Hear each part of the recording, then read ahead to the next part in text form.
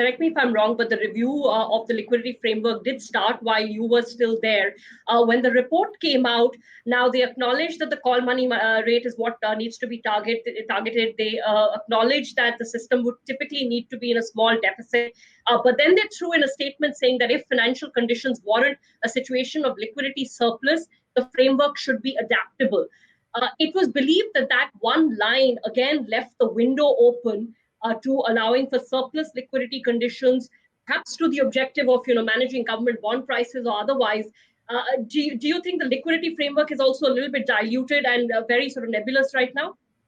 My own take on this is that I think with the system that the RBI presently has, which is basically that the policy repo rate is what the RBI controls, the only way RBI can control the money market rates and the yield curve, with the policy rate being the linchpin, is if net it is actually providing liquidity to the system at that rate. So the system net has to be in a small deficit.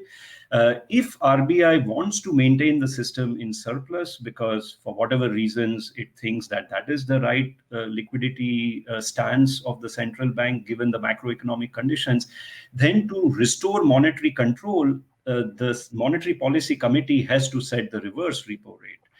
Because that has to be the floor rate at which it is now actually absorbing liquidity from the system.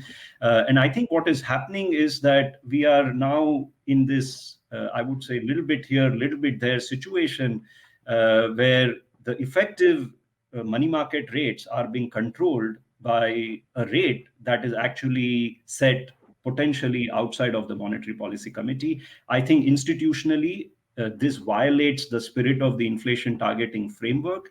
It violates the spirit of the Monetary Policy Committee. And therefore, in my view, either the RBI should resort back to the deficit system. That seems a long way out, given the surplus liquidity we have.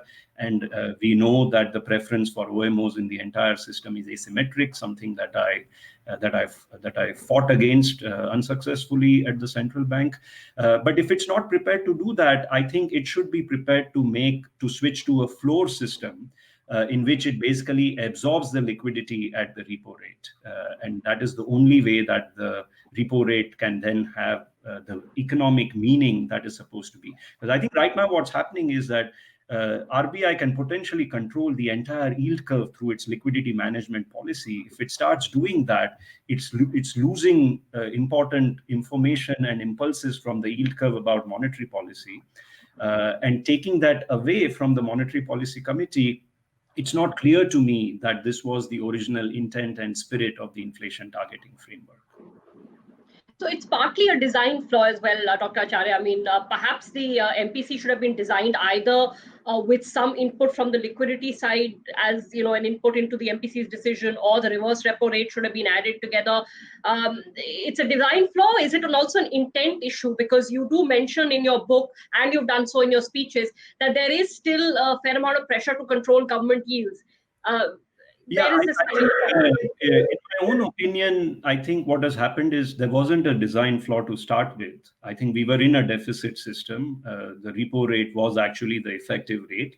If you recall, during demonetization, when the surplus liquidity was very large, we had to actually narrow the band because actually otherwise the money market rates were going far below the repo rate.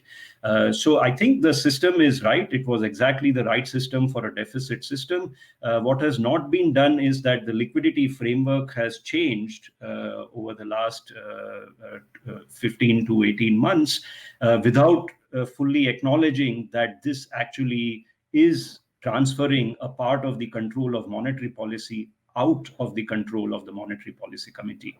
I think it is certainly a flaw. This is a flaw that's been openly mentioned in many accounts of what is presently going on. And I think these are things that shouldn't be taken very lightly, in my opinion. I think I do want to stress this. I think inflation credibility is one of the many important pillars of financial stability for India. As we know, India's vulnerability has always materialized on the external front, as it also did during my tenure during the sudden oil price spike from April to October 2018.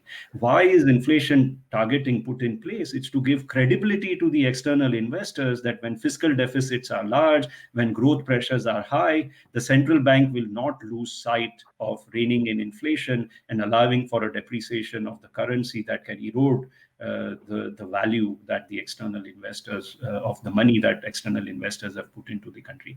I think this has helped tremendously.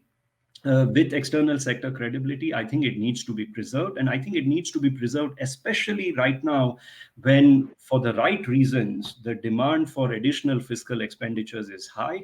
Therefore, it needs to be combined with fiscal reforms to build credibility with investors for any extra expenditures that are required, that no, down the line, we will actually consolidate, we will respect the FRBM targets. Inflation credibility will help anchor the support of the external investors towards this form of fiscal conviction on a consolidation part down the line.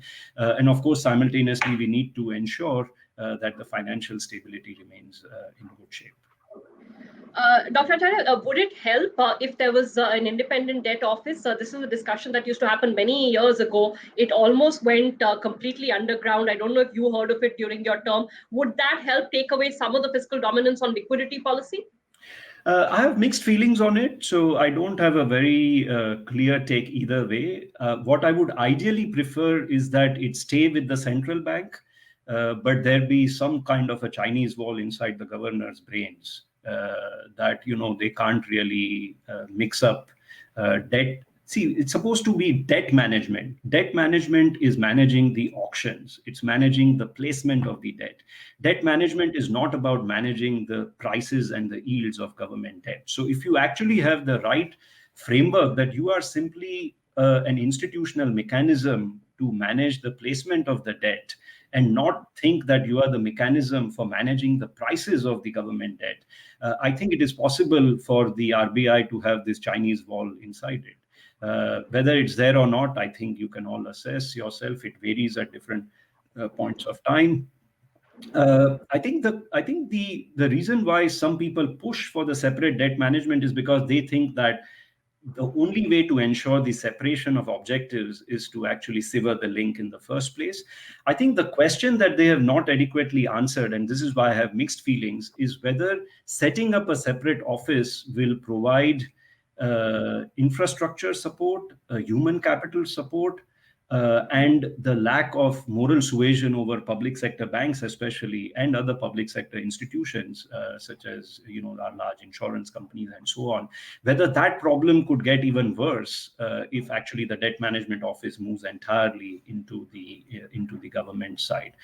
So I would say either of the solutions is fine. If it stays with RBI, you need a separation of objectives, that RBI's job is not to manage the yields, is to actually manage the auctions. Or if it goes to the government side, clearly they have to beef up the human capital support and so on. But I think they have to simultaneously figure out ways to commit, not to actually use the banks and the other public sector institutions to basically rig the auctions or get them to buy entire auctions when auctions are failing and things like that. So I think there are downsides to either. It would be a function of in which way you would implement it right. I think it continues to stay with the RBI because maybe incrementally it's status quo that prevails when neither of the options is clearly dominant.